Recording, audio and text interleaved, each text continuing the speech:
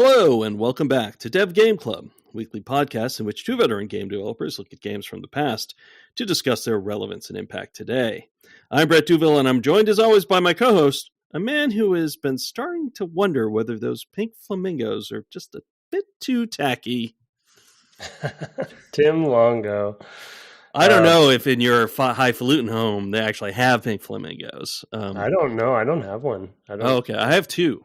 You started with them? I think they were there when I started, but it is entirely possible that I thought it was funny and cheap, and I added them myself. I don't actually remember. I know that the fountain was definitely there because the fountain's very expensive. There's a fountain, and then I have two flamingos on the other side, like facing the fountain, and I can't remember if I put those flamingos there. I'd have to like do a copy and backup and things like that to restart the tutorial and see what was what. But we are, of course, talking about The Sims, which this is our second episode about, and it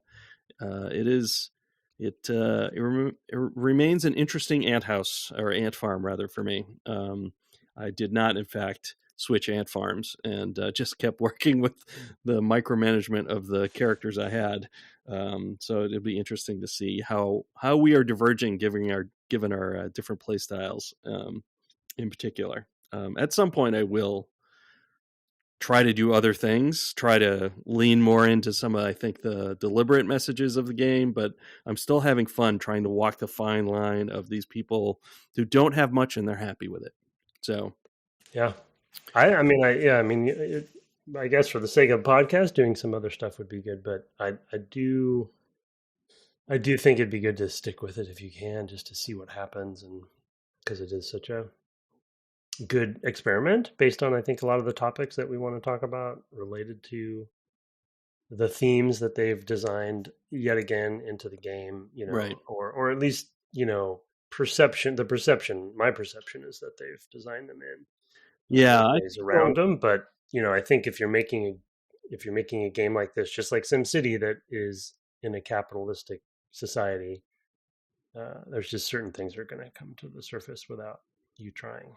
Yeah, for sure. I mean, I think that there are things that I think they're trying to find that fine line of having some sort of satire. There obviously have farce, right? I mean, there are not a lot of adults of this age that have such bladder control problems. I did my Bob, unfortunately, one day, just couldn't quite make it to the bathroom. My toilet broke altogether. Oh boy. So yeah, I'll tell you about that. Well, you have kids. Are they dropping M80s down there? What's going on? Yeah, I feel like there was a pop-up when it happened, like something about people flushing too much or not flushing enough, or something happened. And there's just like I'm glad it was not animated if it was not flushing enough. Yeah, when the serviceman came, which definitely is a man. Yep. He was plunging it, and it definitely was graphic. I mean, really? It was not good looking. Whatever's wow. Going on there. Okay. Yeah, so good for them on that. Yeah. But, wow. Okay. My bathroom just constantly has water in the floor. People are constantly, it's like the whole family rotates cleaning up the bathroom. I just don't understand. Yeah, I think probably you have characters who are not flushing. I think that's probably a problem. But it's in the kitchen too, like when somebody uses the sink. Well, and that's the other thing is that have you ever tried to use the sink directly? No, I don't think I have. There you go. So I discovered that if you use the sink directly, one of the options may be repair. Oh.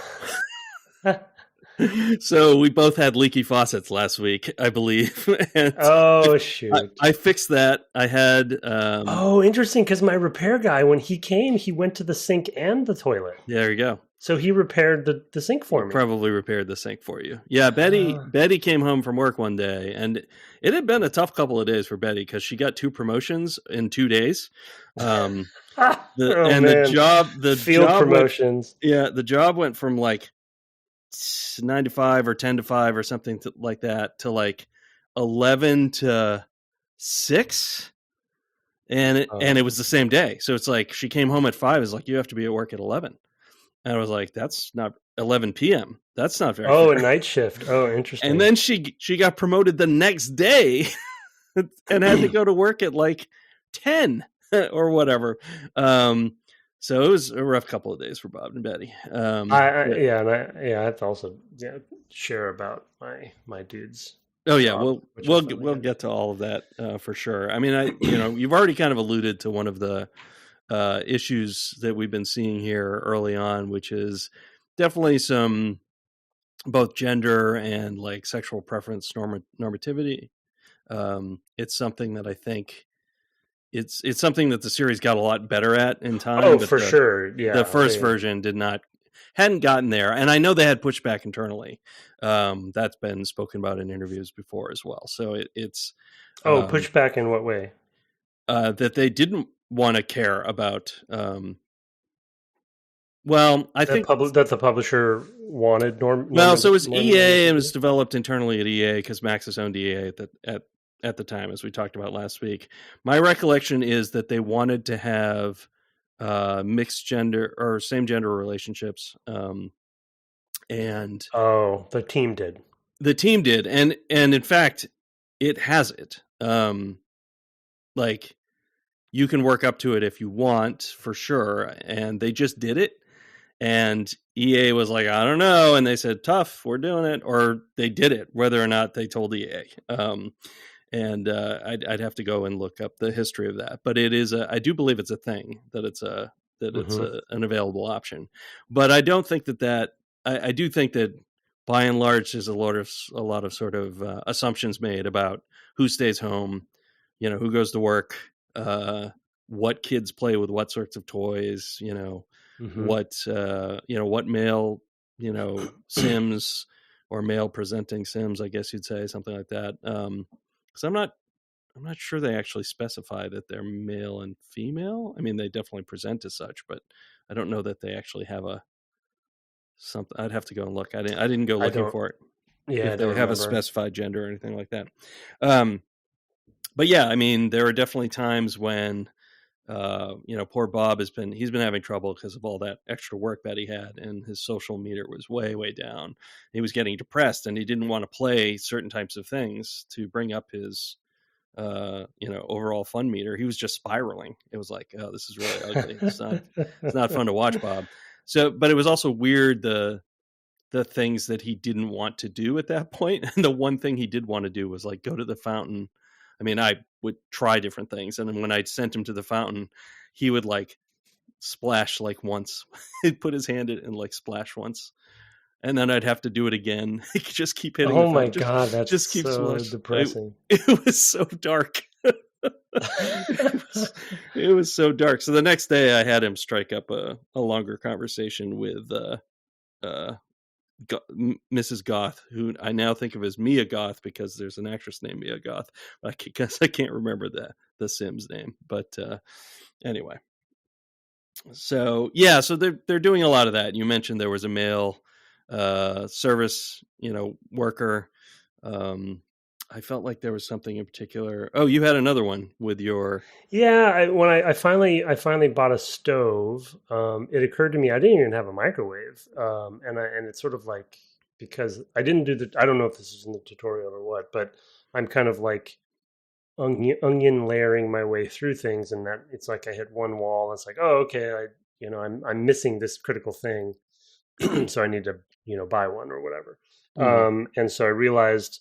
In fact, a pop-up came up and said, Diane sure wishes she could make something other than salads or something like that, because all they were eating were salads because they didn't have any way to cook anything. Oh, I see. So they literally... It was also Diane again who was the one. Well, and it was maybe because she was the one home, but it all relates because... And I'm actually even... Jeff is his name. Jeff, Diane... Bob, Betty, yeah. Yep. But again, we know normative in other ways. They progress. They progress over the years. Bob is away. He's a military guy, come to find out, which I forgot to mention last episode. He works for... You mean Jeff? Jeff. Yeah. He works... Bob is my Jeff. guy. Yeah, no. And I also... Bob's your creepy neighborhood guy who comes Yeah, to who, your by the house. way, I found out Diane has a -5 in relationship with Oh Bob. wow, yeah, So that was, I think, related to his arrival last episode when he and hasn't come probably back not since. flushing the toilet either. Yeah, he hasn't been back since. So I think Oh, okay. Diane's not a fan. But anyway, um, yeah, so I think Jeff was gone. So I happened to buy it during the day. Diane now has a job, but she didn't at the time. And now my house during the day is empty. Everybody's gone. Oh, wild. So it's interesting Because we should talk about because the that. kids go to school. The Okay. kids go to school now, yeah, except for that one day they missed the bus, and they're like, I guess we're just staying home, and That's they just happened. Yeah. yeah. So anyway, yeah. So on the stove thing though, as soon as I bought the stove because Diane was home, I assume a pop up came up and said, "Well, Diane is not a good cook. She's going to want to use the stove." And this is my summary. She's Yeah. going to want to use the stove. Be aware that it's a fire hazard or something like that. So you might want to be prepared for that. So I did put a smoke alarm in. I don't know if I can buy a fire extinguisher or how that works, but it just, maybe it was just by chance that Diane was the one that was home, but there was assumptions being made. There was, judgments being made. It was, I don't know, it just felt icky at the time. Yeah. And it could have just been me, projecting on top of it, but it was unfortunate, I think. Yeah, it's hard to say, right? I mean, it's because you are going to have things that arise systematically. When they conform to certain biases, you're going to notice it and go, ugh, and when they don't, you're going to go, oh, that's cool. And it's like, how much of that is us? How much of it is, that the game is, it's hard to know if the game is weighting things in that way. Because we'd have to play a bunch, I think, to actually suss that out. And often we don't, people Right. obviously do with the Sims. So I'm sure that stuff's been written up, online. Oh, It's something we do a lot of research on, but it'd be interesting to know for sure. Well, and I think it's a good point just for this series that we're doing now that we should both probably try to pay special attention to the when the opposite happens, right? Like Yeah. I'm definitely sensitive to the examples like what I just gave, but if something non-normative happens, then then that would be something to call out. I had a similar experience because poor Bob was having some problems not socializing enough because of Betty's very hectic work schedule. He basically was getting no simian interaction. That doesn't sound Yeah, right. I was going to say, is that intentional? He was getting no sim interaction. His social media was like plummeting. He was having these depression issues. There was a point where he literally said, I won't play chess because I'm too depressed. Whoa. And so the next day I'm like, well, I gotta, let me call. And I called the Goths, who are the only people who have ever stopped by at the house. And I called Malcolm thinking, well, maybe I can play some chess with Malcolm. Because I didn't think, oh no, I remember, because my story in my head was that that Mia, was overly flirtatious when she was originally at the house. So I was like, well, I don't know if Bob wants to have, her come by. But then when I called, it was like, Malcolm's at work, of course. And I was like, why, of course? Like, and she was home. Not only was she at home, she was bored, bored housewife. It was like, ugh, very kind of cliche in that way. And, and again, I don't know, like, I don't know if that's just the initial setup. I don't know if, maybe they did user research and they found that like this was the approachable way, right? It's hard to say, in the hindsight of, 20 plus years, they do it differently today. Did Bob start out with a job? I forget. Bob did not start. Neither of them had jobs to start out with. And the first day, I had Betty go out and get the newspaper. So there's not a lot of things to interact with, or I was still learning the things to interact with. And in fact, I learned some things to interact with that I had forgotten, and all my plants on the outside died. My house just like plummeted in room value or whatever. So whenever they went outside, they were miserable because all the plants were dead. So that's been a battle. That's been a whole thing that they're working together on as a project as a couple. But anyway, she had gone. I had her go out and get the newspaper that first day, and I was like, oh, she can look for a job. So I had her look for a job, and then there was one, and she took it, and she's been following that job ever since. And because we spend a lot of time on, not only do we spend time on logic because we play chess, she also had a little bit of mechanical, because I had her study. I'm doing a lot of against the grain types of stuff as far as the sort of gender roles goes. So she learned more about mechanics from the bookshelf, and he learned more about cooking from the bookshelf. So he actually does all the cooking, Bob does. And I think because she has really good logic, and also because I a few times have had her just spend time in front of the mirror. You can have it practice speech so they get better at sort of politicking, I guess. Oh yeah, that's what Diane did. Yeah, I mean, she's in politics now. Oh, there you go. So I think that has been enabling Betty to move up the ranks more quickly, because she can do that. She can navigate that stuff better because of those values. That's my theory anyway. That's what I'm telling myself. Yeah. So I don't know where I was going with that, but it's been, so she just happened to get the job first because she was the one I had her pick up the newspaper first. Yeah, I remember now. Because he was out. He might have been out playing chess alone or something like that, because I was trying out the different things, or maybe he was reading about the cooking, and it was probably that, because he was probably occupying something, and I was like, oh, well, let's see what else is around, and so it's been interesting as far as that goes. Yeah, I mean,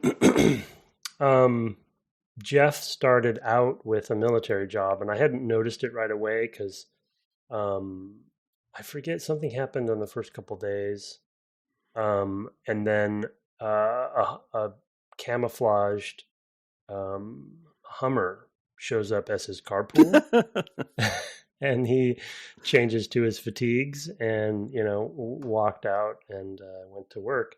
But then the weird thing is that he comes home at 1 p.m. Yeah, and he's done with his day. Like he left at 8 and he came home at 1. Yeah, I think it's his full salary. He makes more than Diane does. But Diane works a full day. She's a campaign worker now. I think as you progress up the ranks of the jobs, you spend less time at work. That's what happened with Betty. So it's like she started as like an 8 hours a day, and then the overnight I think was 7, and now I think she's at 6.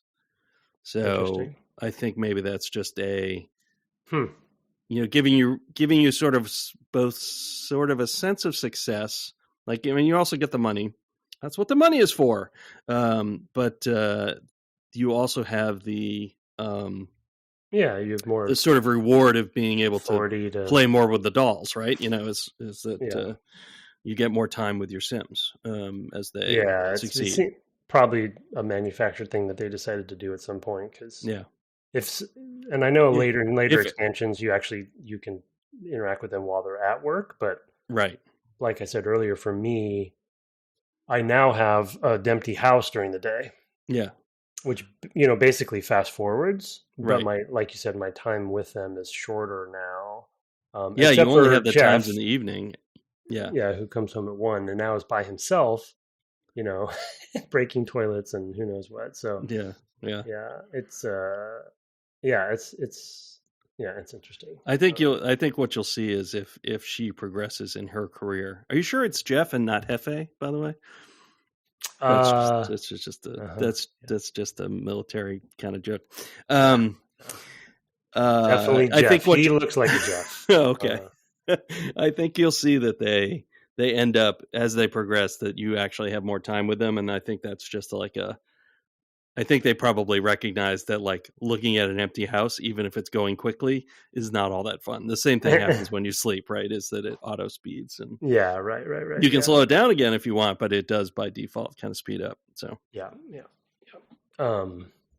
Yeah, I mean, and then the other macro topic I think we were going to hit, which is really to no one's surprise, and we talked about it with SimCity 2000, which also was probably nobody's surprise. But I think my memory of that series was, at least for myself, I guess because when I'd played the game quite a bit back in when it had come out, I obviously wasn't being critical of it or wasn't analyzing it or thinking about it very much. I was just playing for fun or whatever. And now on the podcast, we played it, and obviously I'm thinking through like, wait, why? What are the implications of these design decisions they're making? And I am not surprised to see some of those same implications coming here too, because it is a suburban simulator, right? right, They're in the suburbs, so there's certain implications that come with that, and I know that changes over time, but we're just, I guess, judging to some degree. They chose where to start, right? They chose to start in the right, suburbs. They chose to start with a certain type of, certain type of families or what have yeah, you. yeah, And and this is again maybe me projecting, and I think your experiment is bearing interesting fruit for this. But when you look at, let's say, obviously they're getting jobs to get money. The money goes up. You're also trying to keep them happy, and happiness isn't always about money. But a lot of the ways to, when I have them like yelling at me to do something, oftentimes, for me at least so far, it feels like I'm missing something that they need, right, which loops back around to, okay, I have to buy something. I'm sure if I had a hot tub, that would really make one of the meters go up right, really well. But the hot tub, for instance, is like that. It's a legendary item, quote unquote. yeah, There's yeah, like $6,500 or something, which I don't know if I'll ever have. And and all of the items I want to buy are very expensive.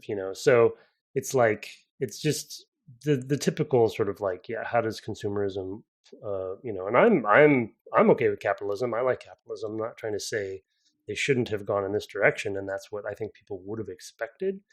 But yeah, for the podcast, I'm thinking more critically about it and thinking, it's like, well, of course I want to buy the pinball machine, but now I'm going to essentially kind of grind life yeah, to get more money so I can buy the pinball machine, so my bar will go up more quickly, yeah, versus maybe the more,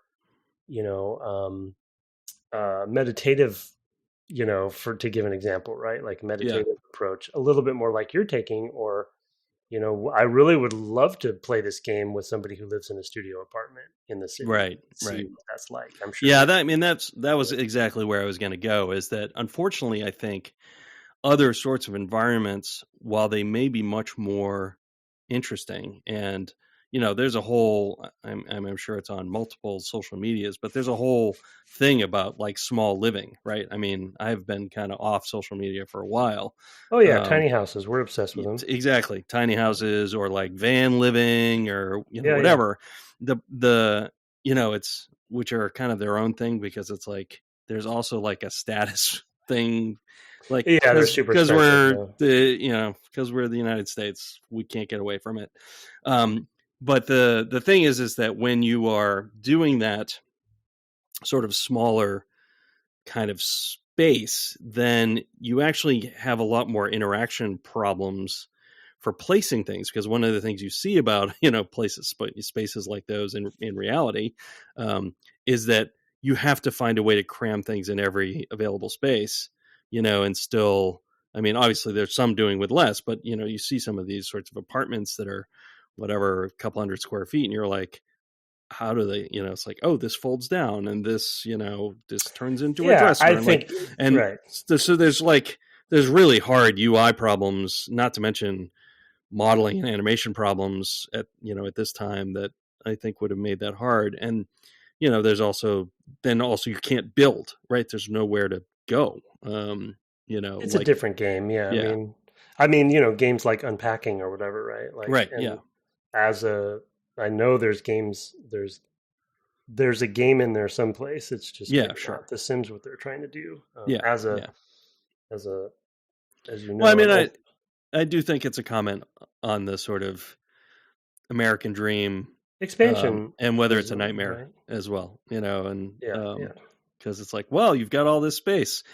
Congrats, you get to mow it every week because your neighbors, can't stand to look at your weedy lawn or whatever. yeah, yeah. So Hmm. there's sort of social pressures that are involved in that kind of space, which is why living in a suburb is so soul crushing. In theory, I mean, for some, obviously, it's not.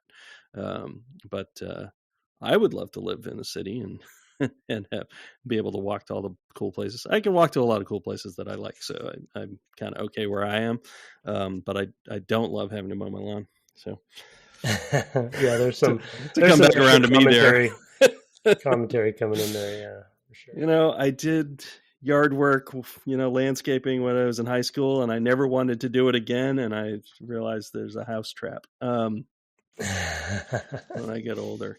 Yeah, so I mean, I think that there's a lot of that, because I think also they're nodding at, even though it's not really set there. Well, we can argue whether it's really set there, I guess, with some of the gender conformity stuff we were talking about.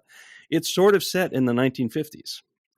Yeah. And when you go to, in particular, the buy menu, like I actually made a note this week that the music has a very 50s TV radio ads kind of vibe.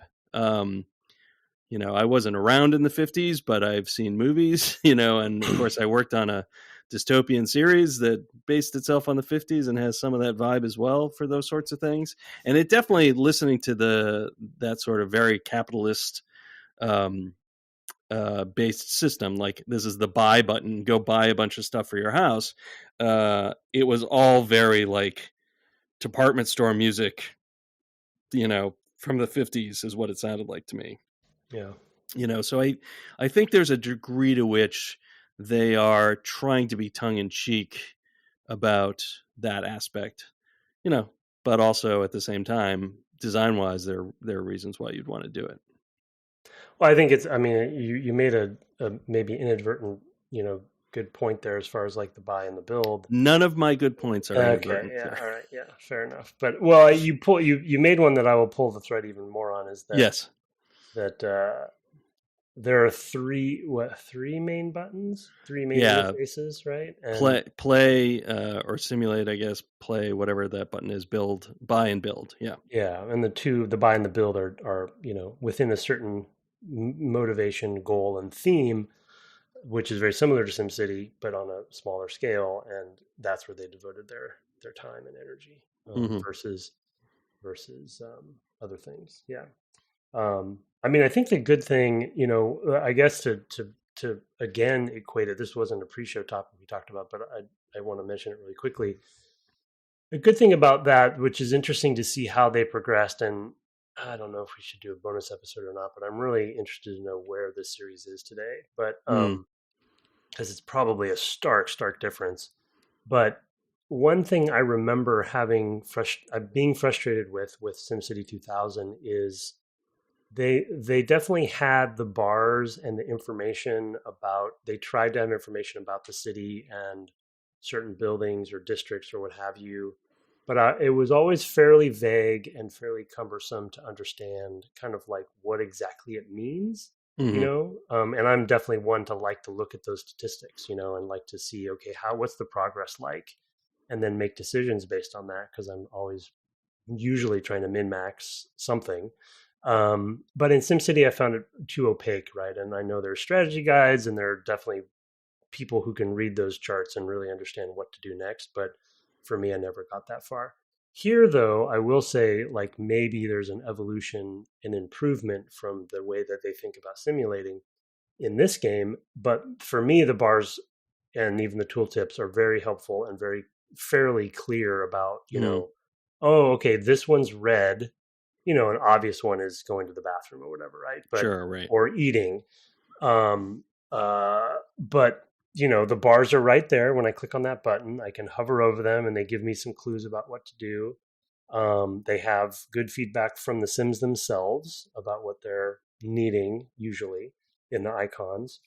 And the bars have good feedback once they go up or down. So I think, to your point, like if you are trying to really like be good at playing the game, compared to my memory of SimCity, there's a lot more good information there on that, separate from the building and the buying point, but just about like, I just want my Sims to be, whatever, good people or smart people, or be, learning, or just being content.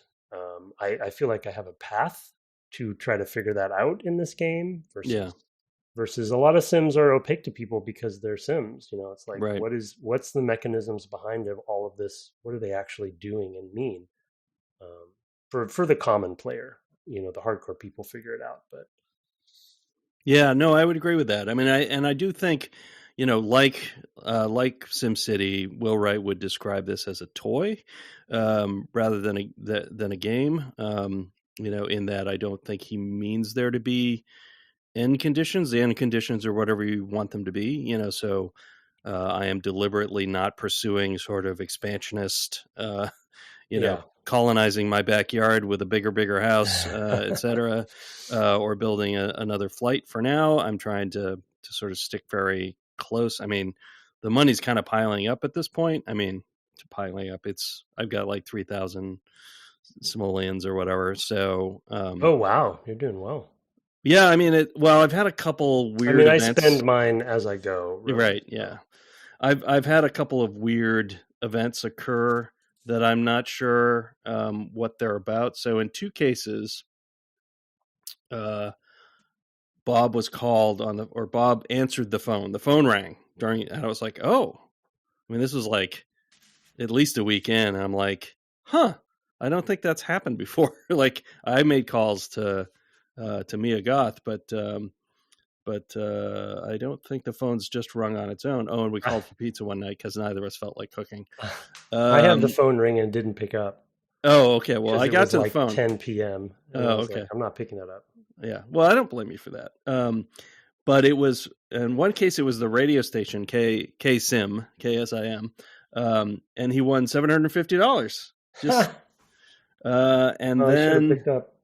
And then in the other case, his personal fan club, Bob has a personal fan club, which is a bit of a stretch. What?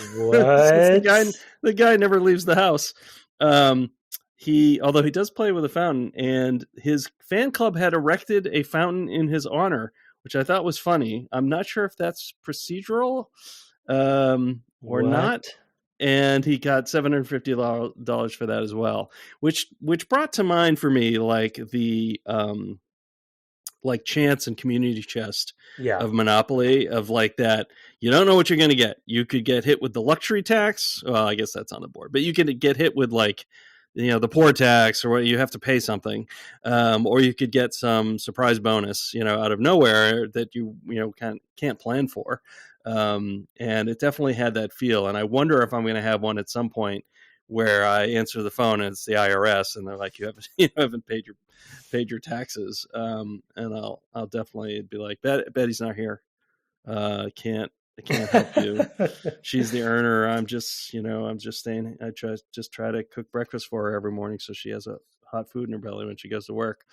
So I mean, half of the money basically that I've accrued has come from that. These chants, yeah. I mean, those probably are auto balancers, right? Where they come in if they want to inject. If somebody's intentionally not earning enough on purpose or whatever, they're trying to help progress things along or whatever. I feel like SimCity even had some of that stuff happen too, where there was some sort of, not for money, but other right. Well, they certainly had disasters and right. Yeah. Which the equivalent here is like a toilet breaking or a fire on the stove or something, which is so funny that they're still simulating the need for chaos, to kind of keep things interesting, even though fires on the stove shouldn't be that common. But no, they're not. Or like flooding.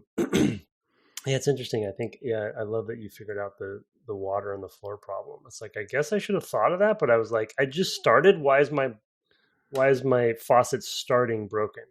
Well, I didn't even think of you it. bought a money pit, man. I'm sorry, but Yeah, apparently. Yeah, my net worth isn't what I thought it was. Yeah. you had to go. You had to pour a lot of. You didn't even have any bedrooms, for crying out loud, when you started. The kids didn't have their own I rooms. had one. Yeah, there was a main bedroom, but That's that's what I the meant. kids didn't have. Yeah, they had to. That is funny too. I guess that's just more of a because I think you picked the family in the house separately, so that was maybe like I didn't know to think that through. Oh, okay, yeah. Maybe you had the option. Oh, so I you could have. literally started with like the same size house I have, just with a much bigger set of Sims. Yeah, You're yeah, definitely playing on expert mode with something like that, I think. yeah. And That's really once I funny. finally got a bedroom for the kids, like I mentioned maybe already that it's like, oh, finally I got beds, they're sleeping, everything's going to be great. And then I didn't know how to get them to get up on time or whatever at the time, Hmm. and that's when they missed the bus that day. And it's like the first day after they slept in a real bed, they're like, I'm not going to school. I think there's an Yeah. amount of time they will sleep, but because you are not managing them, I mean, like I'm micromanaging Bob, No, yeah, they're right? And so since you're letting your kids run wild, they're going to bed whenever they just get they tired go and to they're like bed ready very to quick. drop. Yeah, yeah. They're So bad at making that decision themselves. Jeff fell asleep again standing up in the kitchen. wow. And I was like, why is he not responding? Oh no, he's asleep. He didn't make it to bed because he did that in the bathroom once too. He was probably because he couldn't get into the bed, as you pointed out last time. So no, I fixed that fixed Okay. that problem. No, but I think so they stack up sometimes. So I think what it was, hey, I don't know. It's something to do with the toilet because he had to go to the bathroom first. I can't believe I'm talking about this, but he had to go to the bathroom first. Potty Talk with Tim and Brett. I didn't want him to go to bed needing to go to the bathroom. Sure. So I mean, he's an tried older to, guy, Jeff. yeah, exactly. I tried to force him to go to the bathroom, but he on the way to the bathroom before he could get to the bed, it just wasn't enough time before he fell asleep.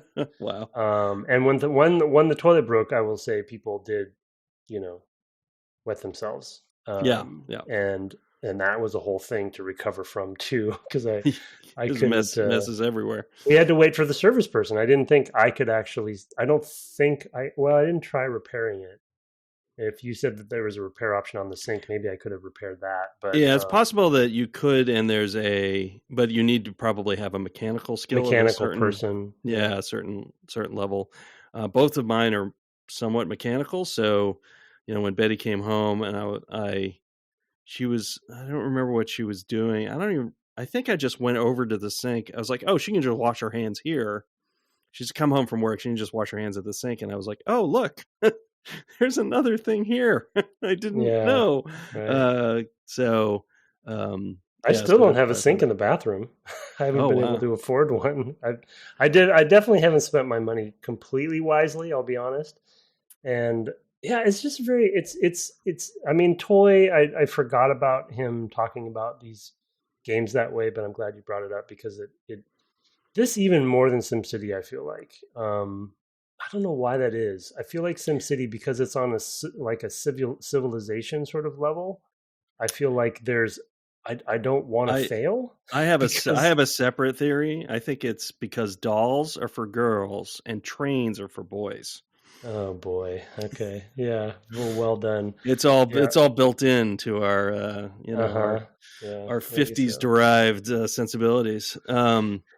No, I mean I think that there's something to that. I mean that there's a certain seriousness when you're talking about water systems, right, things like and that. neighborhoods and you don't have people walking around peeing themselves. Like this is deliberately lighthearted, right? And more toy-like in that. I mean, it directly corresponds to a dollhouse in a way that a SimCity does not, obviously, even though I think it bears a lot of the same hallmarks. But again, when you're talking about stuff that's really, really nitty gritty about city design, civic engineering, it's a little different. Yeah, the stakes are higher, I guess. Yeah, right. And it's not like it's hard to have fun with sewage, right? Personally, I don't know. Right. I'm not going to yuck. I'm not going to yuck anybody's yum, but watch out for cholera. Can they? I mean, again, we just talked about how this is a toy, and there really is an end game. But can they die in this game? I don't know if in this game they can. I mean, I guess let me refine that question. Can they die through my means, like through my mistakes? Yes, that they can. Now that you say that, I'm like, of course they can, because you can make a pool in your backyard, have them get in the pool, and take all the ladders out. Oh my god! And they will die. Ultimately, they'll get tired and they'll. But can they die by starvation? If you had no money coming in, maybe that would happen eventually. Every time they eat, it costs money. Yeah, right. It costs $10 per sim or something like that. 10 simoleons per sim. Unless you get pizza, then it's 40. Yeah, right. Because one night we just didn't want to cook. Neither one of us. Your budget. Yeah, don't have pizza every night. Yeah. Can't you? No way. That's expensive. Yeah, that's cool.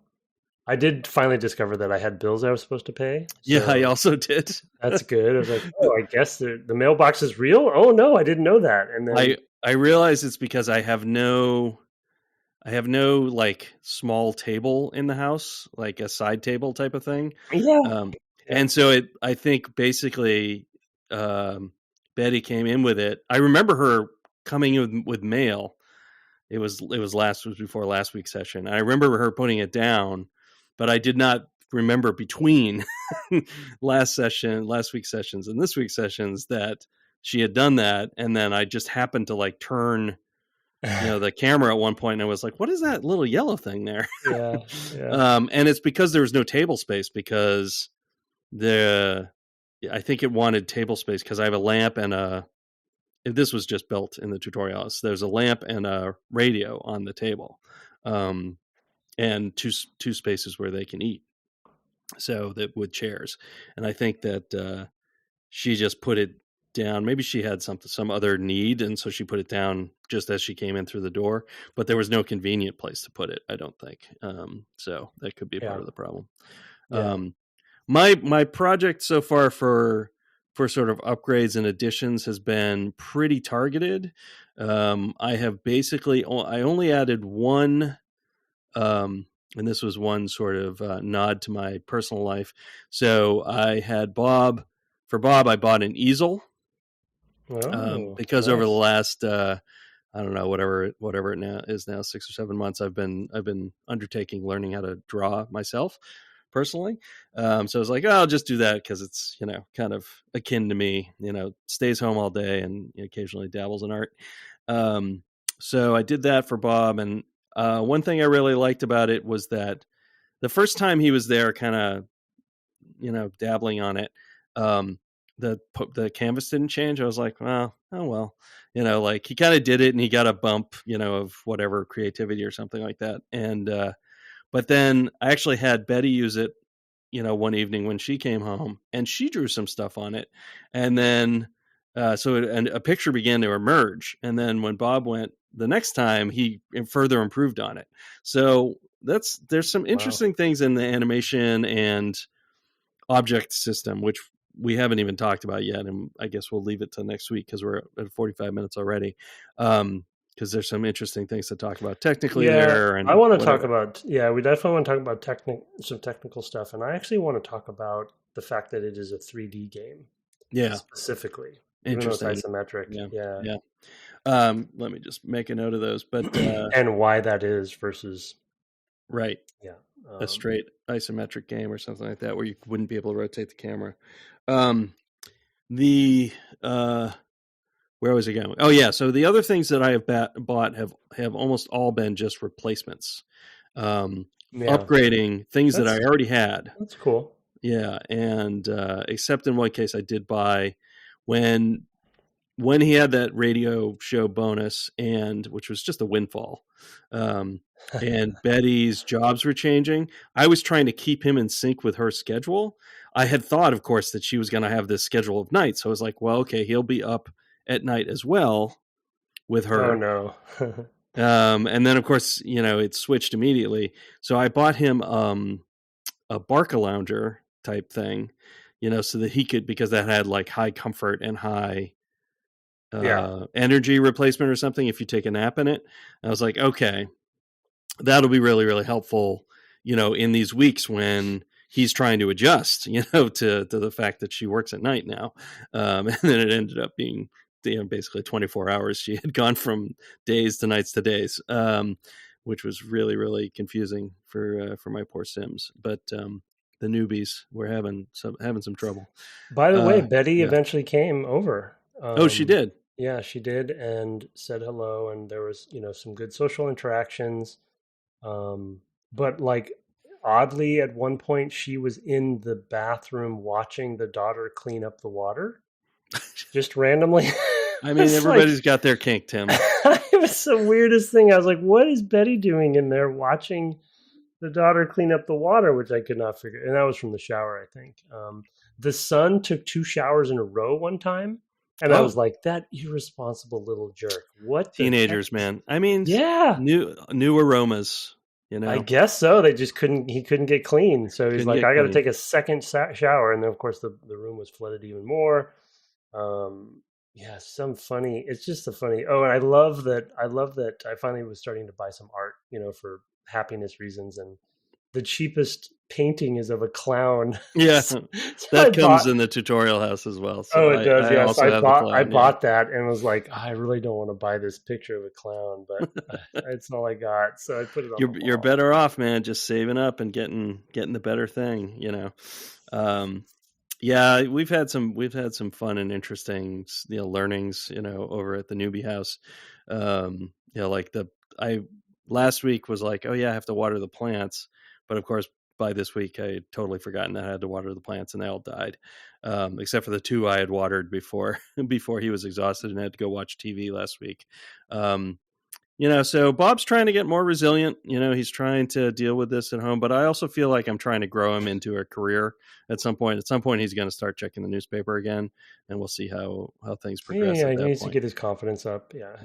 It was a little weird when he got his social stuff. His social meter was down so low that he was depressed. It was like, uh-oh, this guy's having no fun, no social interaction. Oh, it is me. Oh my God. Art in life. Art and life converging. And I think once Jeff was I finally got the kids going to school on a regular basis, and before Diane became a campaign worker, she ended up being home by herself. And I will say that, to your point on like difficulty, I probably did bite off more than I can chew choosing this family, because it is a lot of maintenance. And when she was by herself, it felt like I had much more joy with the game, worrying about just Diane, and how to kind of like make sure that she's doing well. And then everyone comes home from school and work, and I'm like, oh, it's chaos. But then maybe that's like real life too, Well, yeah. And sure. As a small thing you wouldn't know, the kids, when they're away, they have a report card, and that report card has a grade, a GPA, basically. Oh, wow. And I haven't delved into that yet, so I don't know how that works or what it means. I assume when they leave the house to go to school, if they're hungry or sad or something, that maybe their grades aren't as good. But it's another sort of commentary on like the judgment for the children is grades, right? It's like, okay, yeah, right. What is your GPA?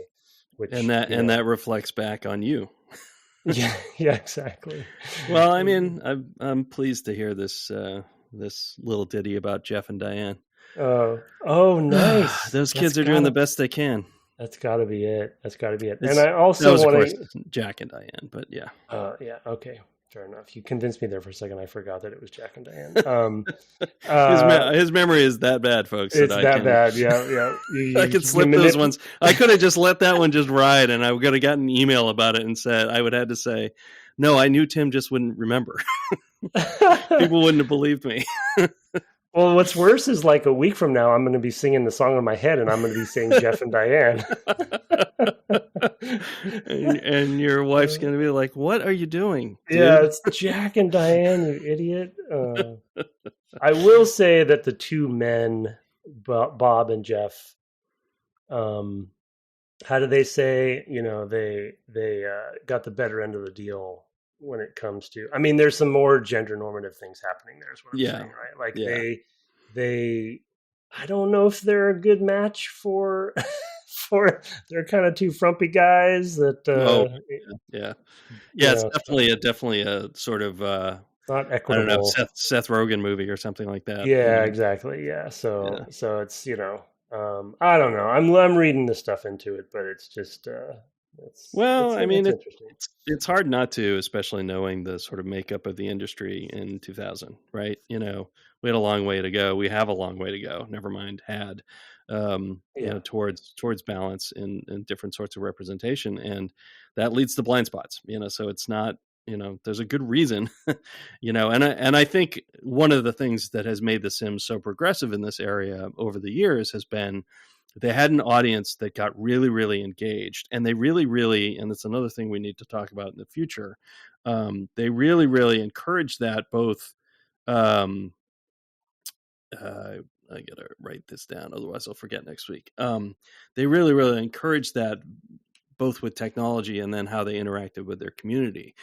So it was possible to share stories Hmm. about your Sims. It was possible to Yeah. share objects. It was very easy to mod. Yeah, the mod community was also big for this. Yeah. Right. And so that actually, the ease of use to do those sorts of things meant for a much more engageable community, and that of course led to greater diversity in the community.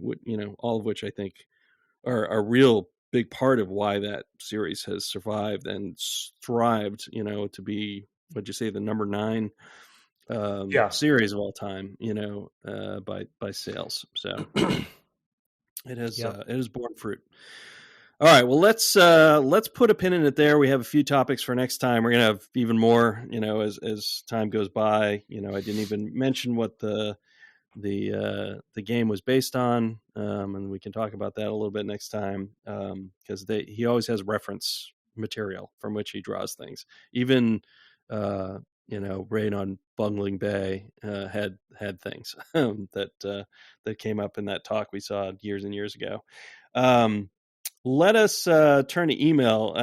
Actually, I have one thing I want to do before that, and that is I wanted to take a moment to mention to folks that I have a friend, former colleague at Bethesda, who launched a Kickstarter today. It is sort of partially reflecting video games as well. He was a 3D artist, a modeler. He made creatures for Skyrim and Fallout. So the big dragon Alduin was him, and the giants, and any number of other things. He made the rad roaches. Great, he's a great artist at 3D. But after he left Bethesda, he became more of an illustrator. He decided he kind of wanted to go back to um, traditional but also digital work in that area. And he has a graphic novel coming out. It's on Kickstarter. It's called Quiet Level 1, which sort of nods at the video game influence there. And that is up now. So I just wanted to shout that out. There will be a link in the show notes for those who are interested. I've seen some of the work. It's quite good. He is a great, very talented and creative illustrator and thinker, honestly, about narrative and things. So might be, if you're into that sort of thing, you might enjoy it. So that'll be going on for the next month. If you're hearing about this 2 years from now, I'm very sorry you missed it, but maybe he's still got a few copies. Anyway, let's go to email. These were sent to devgameclub@gmail.com. Why don't you go ahead first, sir? Okay. The first one is codename Europa from Sasha. Hi, DGC. This is barely even related to games, but I thought you and your wider audience might appreciate this tidbit. In your mailbag episode, you were wondering about the significance of Starfighter's codename Europa. While, of course, I don't have any insight as to that, my fur bristled when I heard Brett say that the moon's name must be Latin because all the planets have Latin names. But Europa is definitely Greek, right? I thought.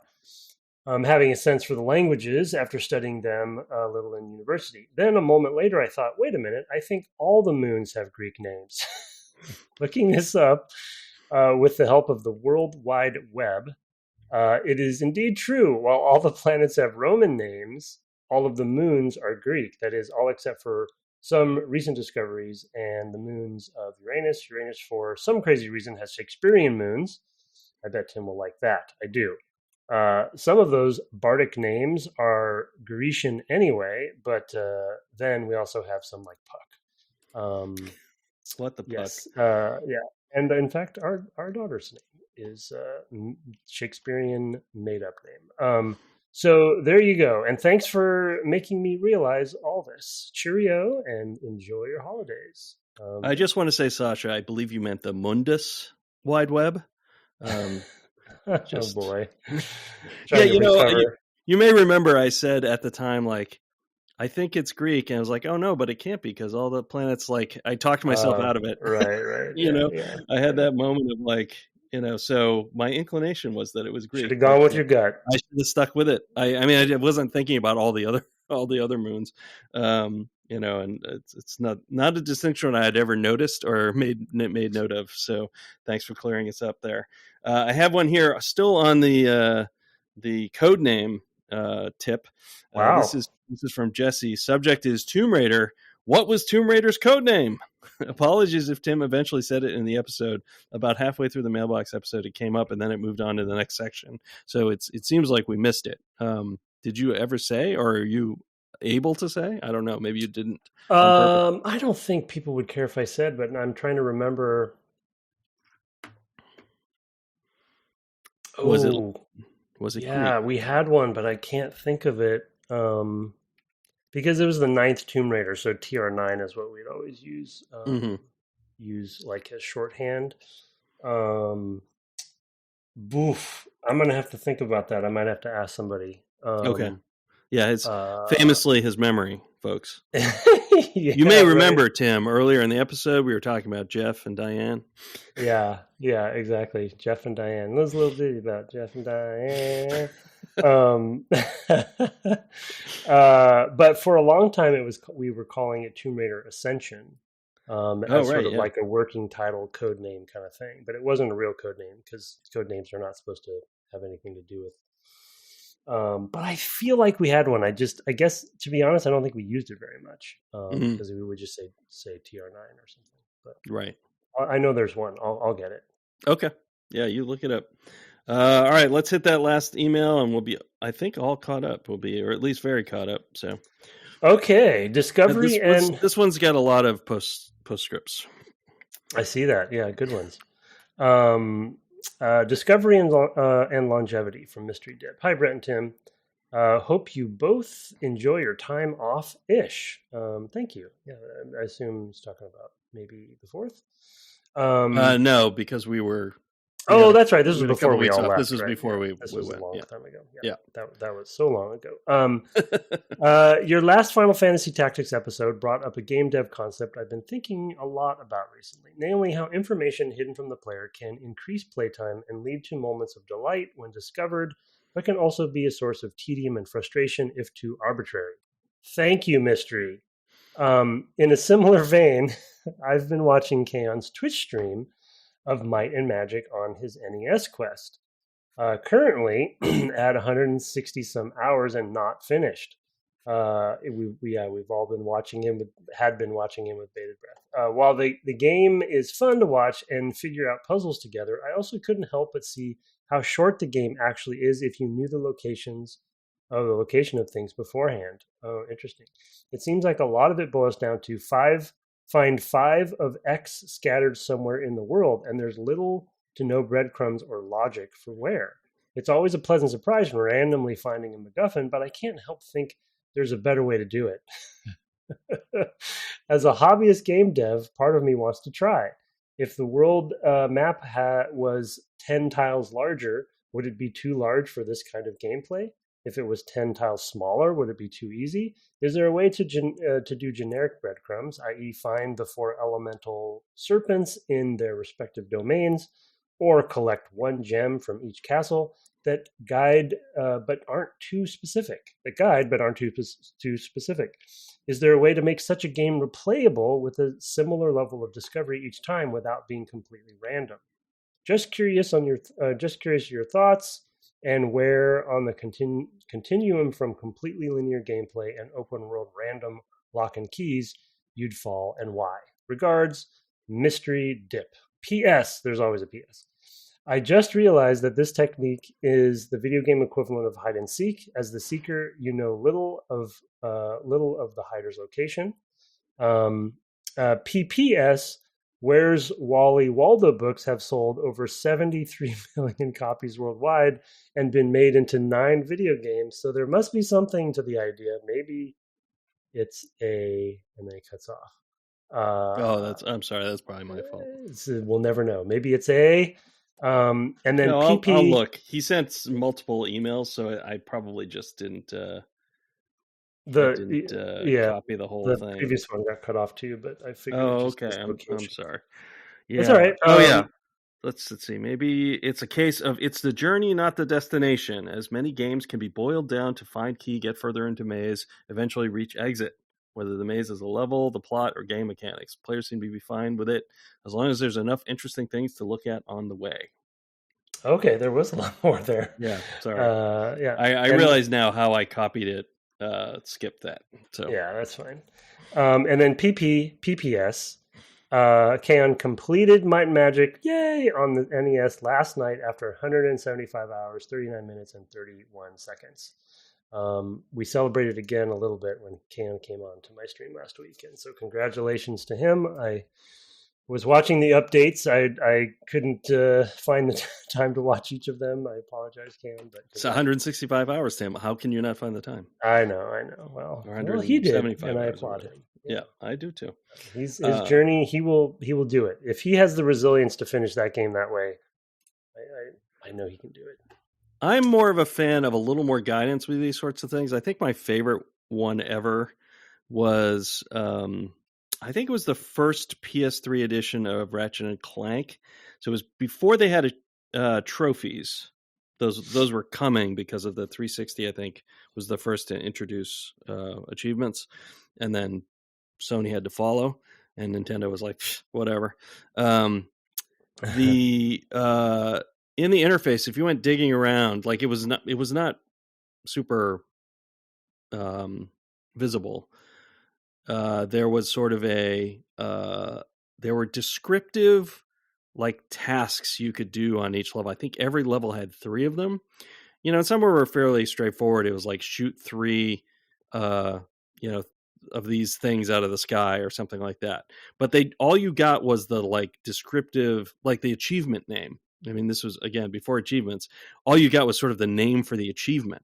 And you had to like from that. So it'd be like, Tyrannosaurus down or whatever, Pteranodon down or something like that, and it'd be like, I have to figure out what that means, and try to do that thing. So there was sort of like, clever. Lightly puzzly, whatever. They also had like collectibles there was, multiple per level, but they had like a sort of finder for those, I think, that you could purchase, if you got enough bolts to make that easier. But the other ones were basically like, what does that mean? Beyond the elephants, and you'd be like, what does beyond the elephants mean? And then you go and you discover that you can jump on the back of the elephants and get across to some area that's not on the map, and you can, find something over there, or just get the thing just kind of checks off or something like that. So I really like that because it was, it sort of relied on you kind of paying attention to the level more. You kind of like had to recognize what they were talking about, so it really felt like you were in dialogue with the designer at that point. I don't like just like hunt for whatever type things, but I did like that because it was, and I think many of those came back in some way for trophies. And when that was that remade? I think maybe not. Maybe they just switched the later games to do kind of. Make those a little bit more official. I can't remember how it tied into trophies later, but I think it did. It definitely felt like trophies before there were trophies. Yeah. I mean, Mystery's point is exactly what I was talking about when I had my rant on this.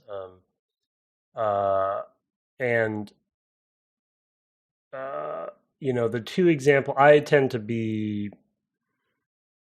somebody who likes, I guess, the same thing that you're saying, in that it's sort of it's both. It's like a happy medium with both. And the two examples, as far as like not so much information, but just enough information.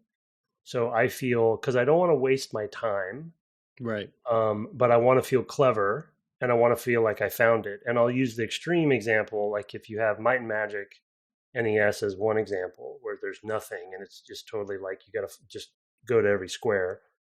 Then you have the Ubisoft effect, which is they've gotten, over the years more and more to this, where you go to the map and they just show you where things are, right? Even if it's a question mark or whatever. And it's just like, okay, I'm just going to go check all those off, and that's fine. People like that, like Brett and others, and myself. Like I did that in Witcher 3. I mean, World of Warcraft would never do that.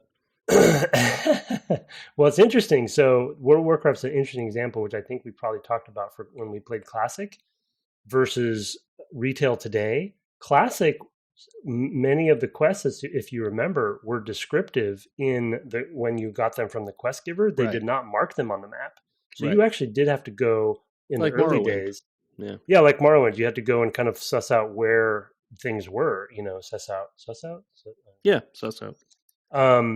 And so I love that like added extra thing. But modern examples, the two that I'll give is, I think the Arkham games with the Riddler, the Riddler riddles, not like just the random question marks everywhere, but the ones where he has voice, he says, and you have blah, blah, blah, blah, blah, blah, blah, blah, blah. Yeah. And you're like, yeah. oh, okay, what does he mean? I'm looking for a tea party, but where's, whatever. So you're trying to find, and some of them are better than others, but I'm just at the end of Arkham Knight.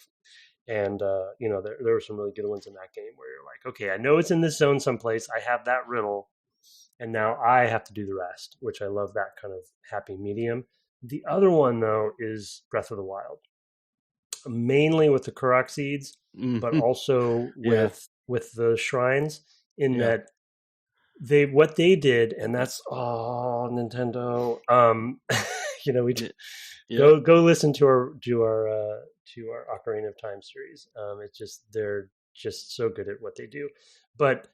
The Korok seeds, as an example, is just like they set up rules and visual language so well to you as a player where you don't even need them to give you a hint or a riddle.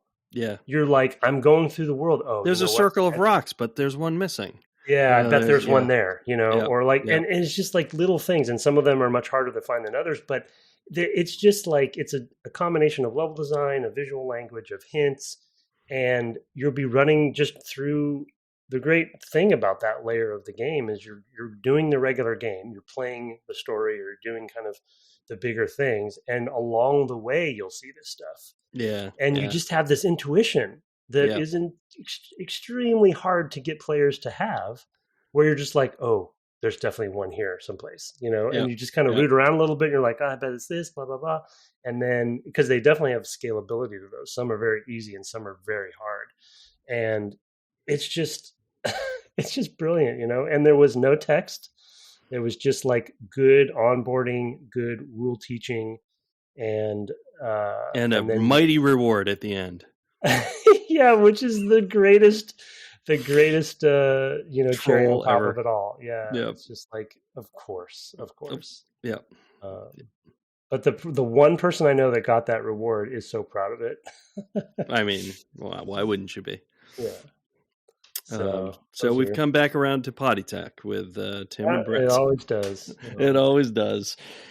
Well, thank you for those. We love your emails. We love to read them on the air. We also love your reviews if we get them. We like to read those on the air, too. Thank you when those come along. I know we had one a few weeks ago. We always appreciate them. If you use a different infrastructure than the iOS stuff, just point us at us or send us an email and let us know. We do love to see them. But we cannot keep track of every platform. We are on the web at devgameclub.com, on Twitter, Threads, and Instagram at devgameclub. And he is switching over at twitch.tv/ Tim Longo Jr. with the JR at the end. We have a fan-run Discord for the fans, by the fans, for the fans, for the fans, by the fans. I don't know. However that works. There is a link for that in the show notes.